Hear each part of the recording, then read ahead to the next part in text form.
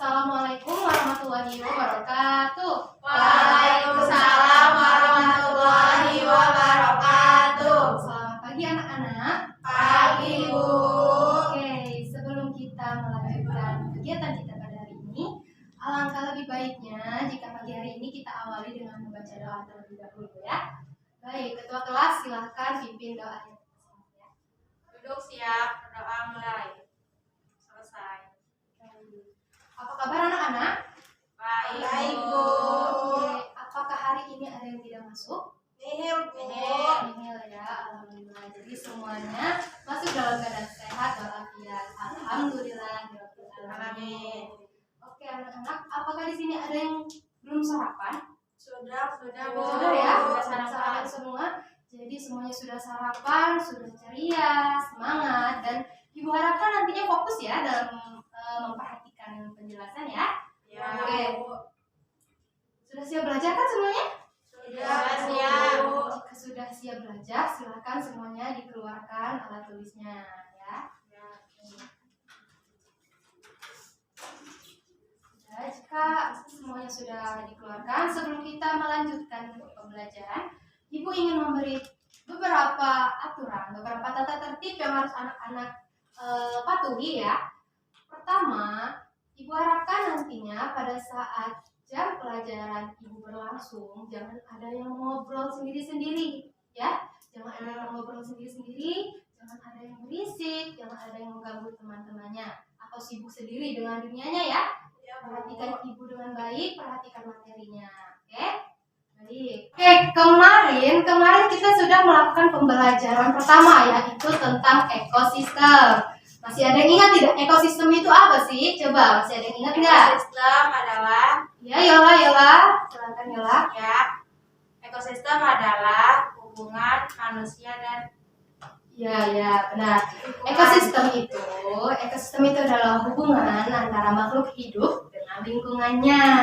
Jadi materi kita pada hari ini berhubung pembelajaran ke-1 sudah kita pelajari secara lengkap kemarin, maka hari ini kita akan beralih ke pembelajaran kedua, yaitu tentang pengelompokan jenis hewan berdasarkan jenis makanannya.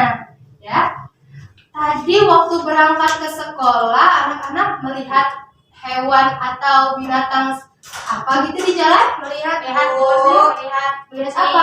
Kucing, ayam. Oke, baik. Sudah lihat kucing, ayam memang. Oke, kucing, ayam ya. Baik. Di sini anak-anak ada yang pernah melihat sapi? Ada yang pernah melihat sapi? Iya, sapi di ladang ya. Ya. Ada yang pernah melihat? Oke. Kira-kira sapi itu makannya apa sih untuk memenuhi kebutuhannya? Rumput, Bu. Iya, benar sekali. Seekor sapi untuk memenuhi kebutuhannya, maka sapi tersebut akan memakan rumput. Jadi, apakah semua jenis hewan itu memakan jenis makanan yang sama? Iya, Bu. Tidak, Bu. Oke, tenang ya. Sebenarnya jawabannya bisa iya dan juga bisa tidak. Ya, alasannya itu sebab begitu banyak sekali hewan di bumi ini. Karena begitu banyak jenis hewan, maka tidak mungkin jika hewan-hewan tersebut memakan jenis makanan yang sama. Maka dari itu, hari ini kita akan mempelajari tentang pengelompokan hewan berdasarkan jenis makanannya. Yang mana diharapkan nantinya anak-anak ibu, para siswa bisa mengelompokkan jenis hewan berdasarkan makanannya. Paham ya anak-anak ya? Oke. Pada pembelajaran hari ini kita akan menggunakan buku tema 5, subtema 1, pembelajaran kedua. Tadi Ibu sudah jelaskan ya, di awal sudah sebutkan materi kita hari ini. Ada ingat ya? Materi kita hari ini apa? Jenis makanan hewan, Bu. Ya, jenis pengelompokan jenis hewan berdasarkan makanannya ya Mia ya. Oke.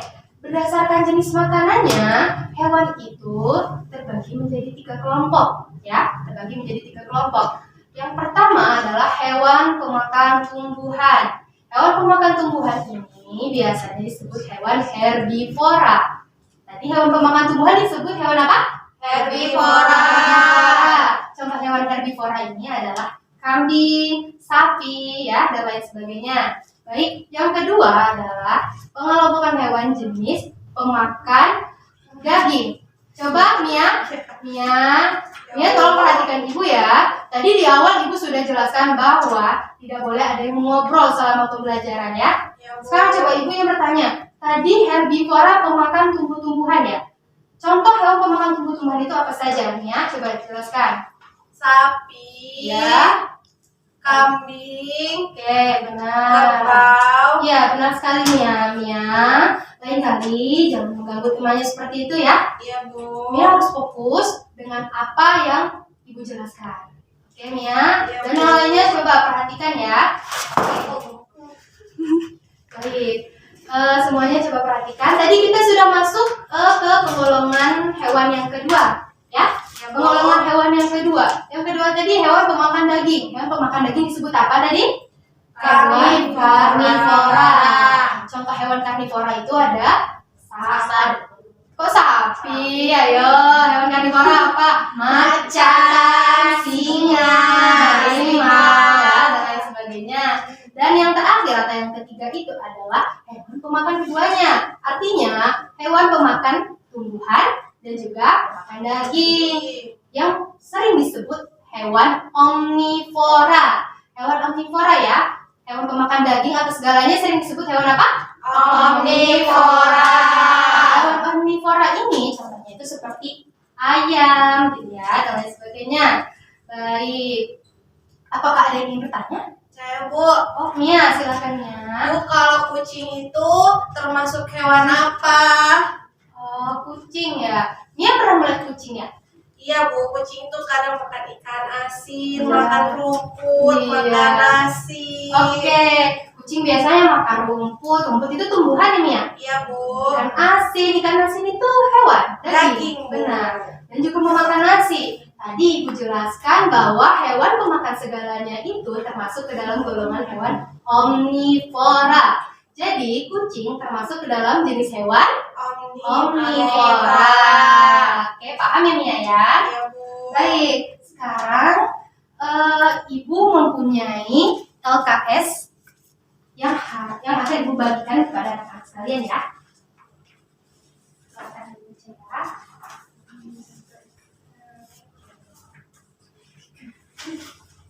Oke, coba sekarang dibuka halaman 14 pada halaman LKS masing-masing. Ya. Dibuka halaman 14. Oke. Sudah semuanya? Dibuka halaman 14? Sudah ya. Bu. Sekarang coba Ibu minta Yola Agustin baca paragraf pertama. Ya, coba. Di sana ada teks bacaan yang judulnya penggolongan hewan berdasarkan jenis makanannya. Sekarang coba bacakan Yola Agustin paragraf pertamanya. Yang lain menyimak ya. Iya Bu. Kelompok hewan herbivora merupakan hewan yang makanannya berasal dari tumbuhan. Contohnya sapi, kelinci, kerbau, dan rusa. Ya, Bu. Oke, baik. Selanjutnya ada paragraf kedua dan ketiga. Silakan Mia lanjutkan ya. Kelompok hewan karnivor adalah kelompok hewan yang memakan hewan lain. Sebagian besar hewan yang termasuk di dalam kelompok ini merupakan hewan buas dan liar. Contohnya seperti hewan harimau, singa, anjing, buaya, dan ular. Selanjutnya, kelompok hewan omnivor merupakan kelompok hewan yang makanannya berasal dari tumbuhan maupun hewan lain. Contohnya orangutan, gorila, dan monyet. Sudah Bu. Baik. Sekarang karena semuanya sudah menyimak, sudah membaca teks pada halaman 14, sekarang Ibu mempunyai lembar kerja yang harus dikerjakan oleh para siswa ya, oleh anak-anak sekalian. Yang mana lembar kerja ini harus dikerjakan secara individu, ya. Paham ya, secara individu. Jadi, kalau dikerjakan secara individu artinya anak-anak sekalian tidak boleh mencontek. Ya, jadi tidak boleh mencontek, dikerjakan secara sendiri-sendiri. Oke, tidak boleh mengobrol dan mengganggu temannya. Oke. Nah, silakan kerjakan ya. Baik. Nah. Silakan diperhatikan ya soalnya. Lihat tuh, soal nomor 1. Pada soal nomor 1 itu ada soal berdasarkan jenis makanannya. Hewan dikelompokkan menjadi 3 golongan. Sebutkan. Tadi di halaman 14 sudah dibacakan ya. Sudah dibacakan oleh teman-temannya. Hewan, ada berapa golongan hewan itu ya. Silakan diisi di bawahnya, diisi dengan rapi ya. Dan yang kedua itu juga sama ya. Sebutkan paling sedikit 2 perbedaan antara hewan-hewan herbivora, karnivora, dan omnivora ya. Silakan diisi sama ya. Jika masih ada yang lupa atau belum paham, silakan dibuka kembali di halaman 14, dibaca kembali ya, diisi dengan baik. Oke. Baik. Bagaimana Mia? Apakah ada kesulitan? Tidak, Bu. Silakan ya. Isi. Yola, nomor 2. Kenapa Yola nomor 2 Yola? Oh, nomor 2 itu sebutkan paling sedikit 2 perbedaan antara hewan-hewan herbivora, karnivora, dan omnivora. Coba Yola sekarang dibuka halaman 14 ya. Yola dibuka semuanya halaman 14. Di sana sudah dijelaskan ya pada paragraf 1, 2, dan 3. Silakan Yola pahami di situ. Sudah ada jawabannya di situ. Coba Yola baca pelan-pelan lalu dijawab ya. Pada nomor 2 dijawab. Oke? Oke. Semuanya, jika semuanya sudah selesai, silakan ketua kelas kumpulkan lembar kerjanya, dijadikan satu lalu dikumpulkan ke depan ke ibu ya. Ya, silakan dikumpulkan. Sudah selesai semuanya. Sudah, Bu. Oke. Silakan kembali ke tempat semula.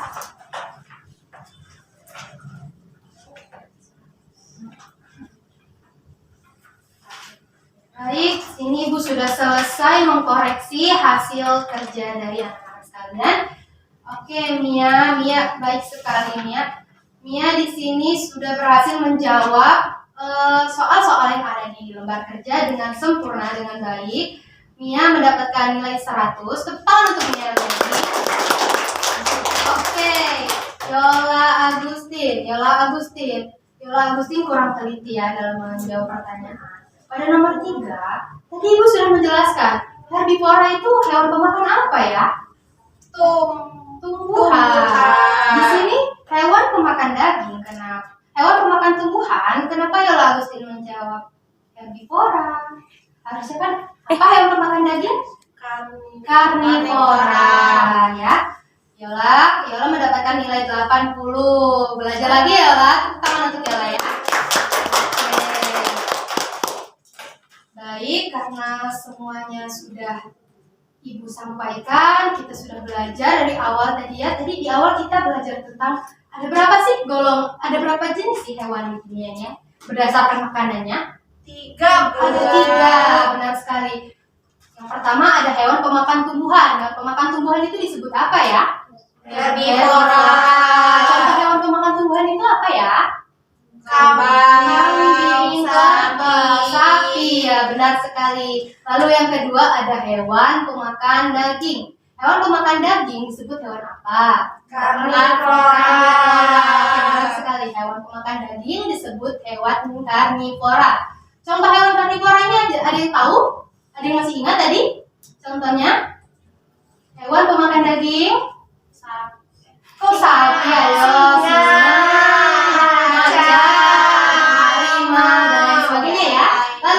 Itu ada hewan pemakan segalanya. Hewan pemakan tumbuhan, pemakan daging ya. Hewan tersebut disebut hewan apa ya? Omnivora. Iya benar, hewan omnivora. Ada yang masih ingat contoh hewan omnivora itu apa saja? Ayam, kucing, lebih dan lain sebagainya. Oke, tepuk tangan untuk kita semua ya. Baik, karena waktu sudah menunjukkan jam istirahat dan semuanya juga sudah melakukan kegiatan pembelajaran dengan baik, maka Ibu cukupkan saja ya pembelajaran kita hari ini. Baik, ketua kelas silakan pimpin teman-temannya untuk berdoa menutup pelajaran ya. Duduk siap. Doa mulai. Selesai. Oke, baik. Terima kasih semuanya. Tetap semangat, tetap jaga kesehatan. Ibu akhiri, wassalamualaikum warahmatullahi wabarakatuh. Waalaikumsalam warahmatullahi wabarakatuh.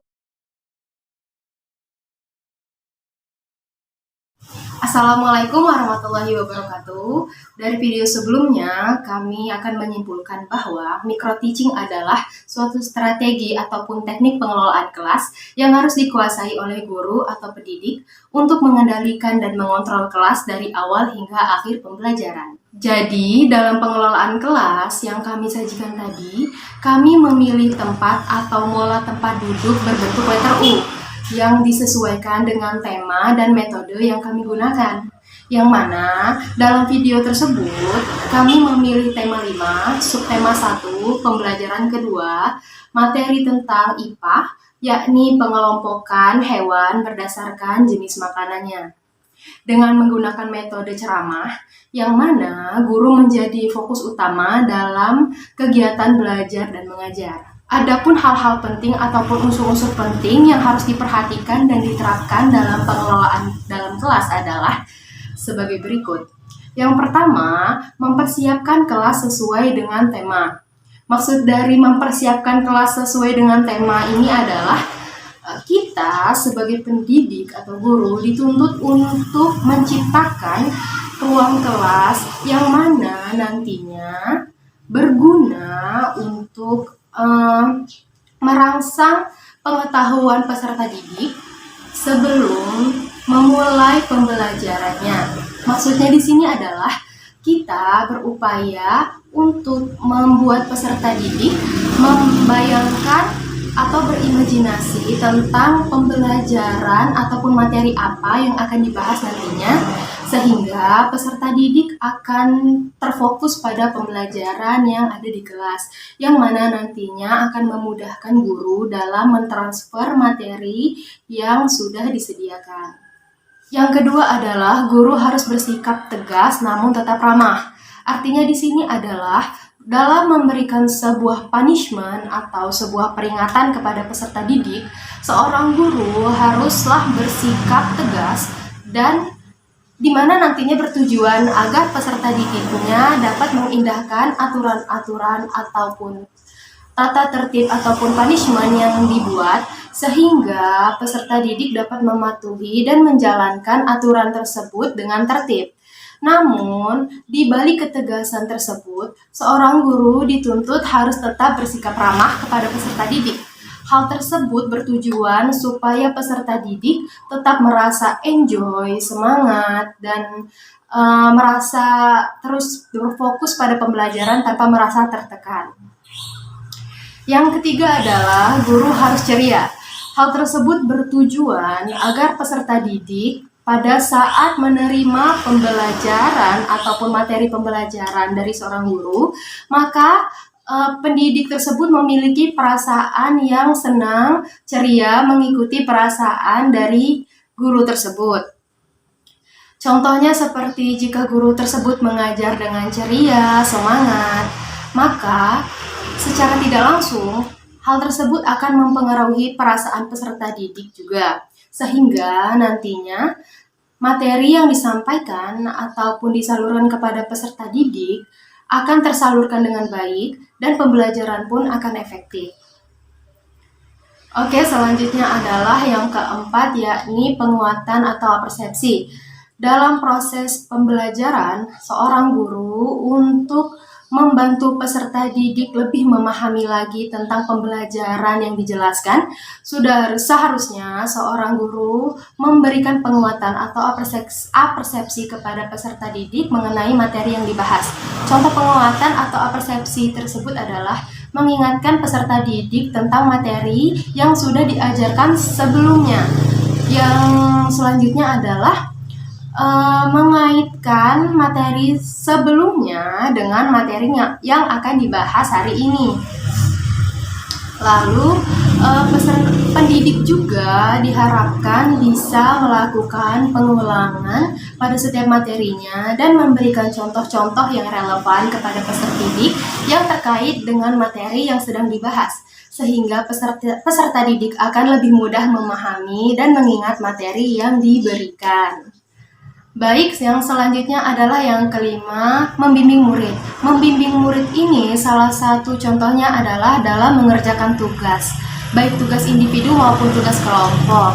seorang guru harus bisa menjadi pembimbing kepada peserta didik dalam segala hal. Pada saat murid merasakan atau mengalami kesulitan dalam belajar tentunya, seorang guru harus bersedia membimbing atau memimpin murid tersebut sehingga murid tersebut dapat menyelesaikan kesulitannya ataupun masalahnya. Oke, selanjutnya adalah yang keenam ataupun yang terakhir adalah memberikan reward atau punishment kepada peserta didik. Seorang guru harus memberikan reward kepada peserta didik pada saat peserta didik tersebut mencapai suatu hal yang membanggakan. Contohnya itu adalah pada saat murid tersebut berhasil mengerjakan soal dengan benar ataupun berhasil menjawab pertanyaan dari guru dengan tepat, maka di situ seorang guru diharapkan memberikan reward kepada peserta didik, bisa berupa tepukan tangan, bisa berupa pemberian hadiah seperti coklat maupun alat tulis. Sedangkan punishment ini diperlukan untuk memberi peringatan kepada peserta didik agar peserta didik mau menuruti atau mengindahkan tata tertib yang sudah disediakan oleh guru dan memberikan efek jera kepada peserta didik sehingga peserta didik nantinya bisa menaati dan mengikuti pembelajaran dengan baik dan sesuai dengan apa yang menjadi tujuan pembelajaran.